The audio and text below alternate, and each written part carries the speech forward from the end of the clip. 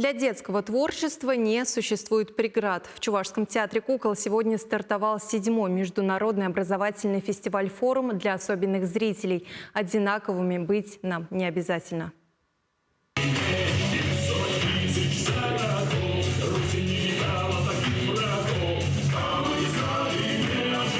Глядя на энергичную подачу номера на сцене, сложно поверить в то, что у юных артистов есть ограничения по здоровью. Ребята в очередной раз доказывают, их ничто не может остановить на пути к своей цели. Фестиваль для особенных зрителей – это не только развлекательная программа, но и отличная возможность найти и реализовать себя в творческой сфере. Когда мы уже начинаем каждый раз собираться, проводить данный фестиваль, уже понимаем, что дети уже находят в себе свою целенаправленность и в каком направлении они развиваются. Если они танцуют, то они танцуют от всей души. Если они рисуют, значит, они все вкладывают в себя в этом направлении. То есть найти, реализовать себя в этой жизни. Чувашские кукольники впервые организовали фестиваль в 2013 году. С тех пор форум посетили больше 15 тысяч зрителей. В этом году в Чебоксары приехали творческие коллективы из 15 регионов России и стран ближнего зарубежья. Кто-то в столице Чувашии впервые. А вот Владимирский областной театр кукол у нас гость частый. Раньше в Чебоксары труппа приезжала в качестве зрителей.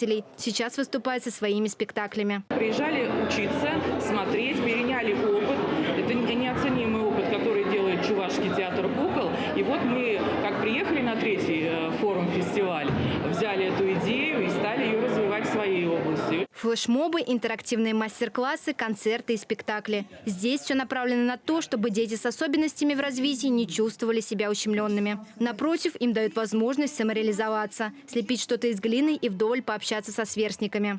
Они таким образом социализируются, то есть они общаются с другими детками, со взрослыми тоже, с творческими людьми. Международный фестиваль-форум «Одинаковыми быть нам не обязательно» продлится до 1 июля. За эти дни артисты проведут инклюзивные спектакли не только на территории театра, но и в реабилитационных центрах республики, а кому-то из детей кукольники придут домой. Дарья Петрова, Виктор Степанов, Вести Чувашия.